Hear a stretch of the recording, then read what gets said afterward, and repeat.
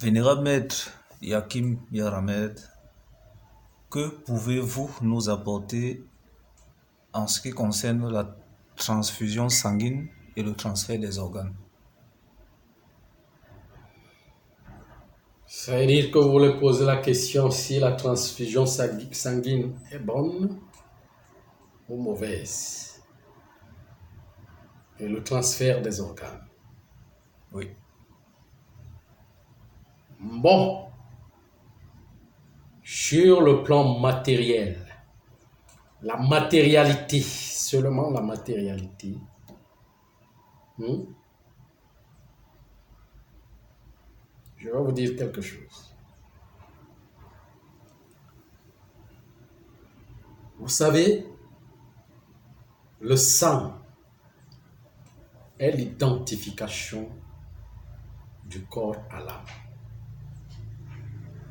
Le sang comporte tous les gènes et représente la personne elle-même, la personnalité. Sachez que quand vous prenez le sang, votre sang, ou vous vous faites transfuser dans notre sang, vous avez porté d'autres gènes. Les gènes d'une autre personne en vous. Ça va influencer votre personnalité.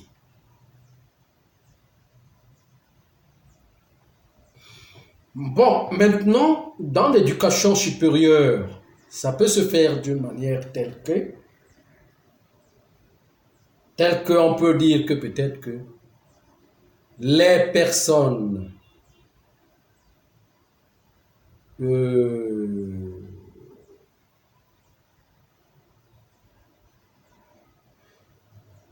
qui ont vécu ou bien qui vivent d'une vie qui a beaucoup d'énergie positive peuvent prendre leur sang et donner aux personnes qui ont moins de force pour les renforcer.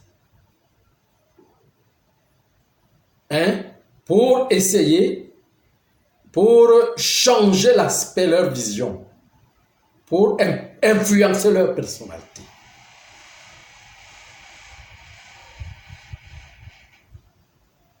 Vous voyez? Mais, quand c'est dans le désordre, comme là, tout simplement ce que je vous dis, c'est que ça change la personnalité, donc ça influence la personnalité de la personne. Prendre transfusion de sang change, influence la personnalité. Parce que c'est un problème de gènes.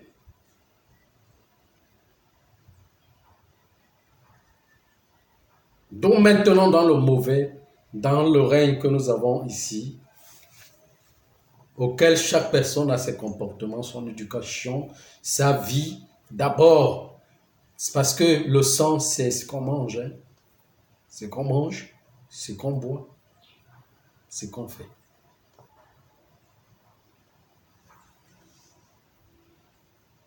Ça va? Sur le plan physique, ça aide les personnes à vivre. Là, sur le plan matériel, c'est des conventions. Mais dans les conventions spirituelles, s'il faut le faire, il faut élever le niveau. Mais si le niveau n'est pas élevé, c'est mauvais. Ce n'est pas une bonne chose. C'est le trafic. C'est un trafic.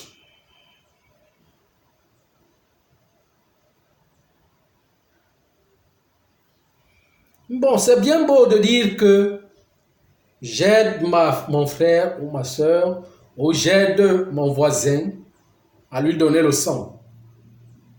À donner le sang. C'est de l'humanisme. C'est de l'humanité. Mais ce n'est pas de la divinité. Parce que ce sang est dominé, le sang est dominé par le sang éthérique qu'on appelle le Christ, selon la personnalité qu'on a conçue. Quand la personnalité est basse, c'est la personnalité méconnaissante, de la méconnaissance, qui influence votre sang. Et quand la personnalité est haute, c'est la personnalité, c'est l'éther de la connaissance qui influence votre sang.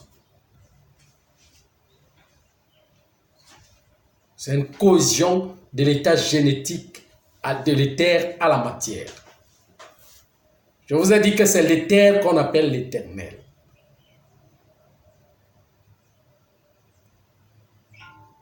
Vous voyez un peu. Donc c'est à vous de tirer la conclusion sur ce que je suis en train de vous dire. Je vous ai expliqué du petit niveau, le haut niveau. De l'humanité, si ça s'arrête là, à l'humanité, oui c'est bon. Mais sachez que si et seulement si vous étiez une personne forte et qu'il vous manque du sang, qu'on change le sang dans votre corps et qu'on vous donne le sang d'une personne faible, ça va animer votre personne, ça va affaiblir votre personnalité. Donc ces gènes vont trouver vos gènes. Les gènes de la personne vont trouver vos gènes dans le corps et ça va s'entremêler. C'est une autre forme de vie qui s'impose dans ce temps-là. On peut changer le sang dans votre corps, ça réduit votre vie, courant de vie. Donc, il est nécessaire de prendre les remèdes traditionnels de sang.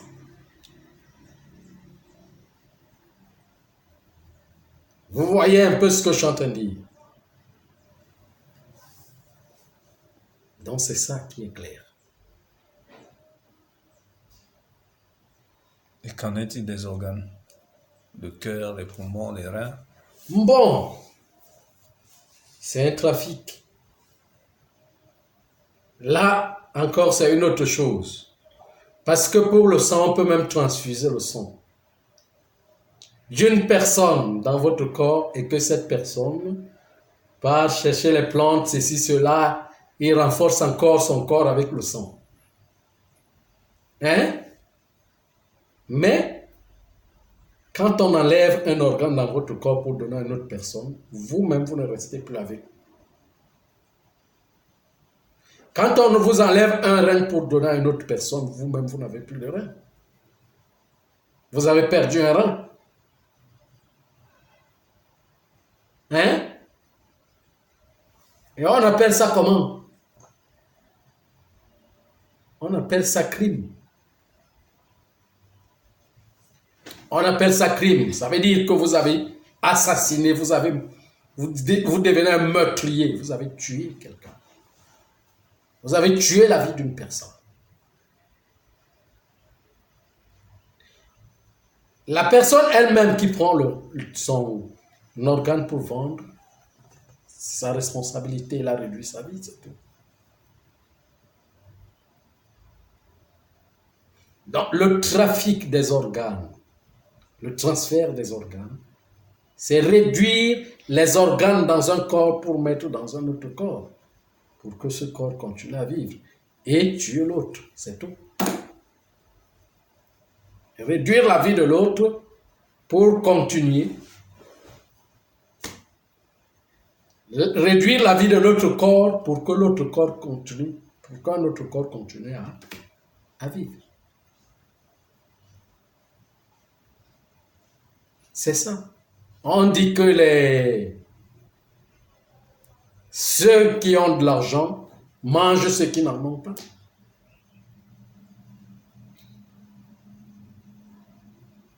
Oui. Vénérable maître, il y a un mot qui m'échappe. L'explication d'un mot m'échappe. Qu'est-ce qu'on appelle vampire? C'est pas dans ce sens-là. Le vampirisme, bien sûr, ça va dans ce sens. Ça va aussi dans ce sens. Mais le vampirisme le plus, c'est quoi? C'est manger, c'est sucer le sang de la personne. C'est sucer le sang des personnes. Vous voyez un peu ce que je suis en train de dire. Donc c'est ça.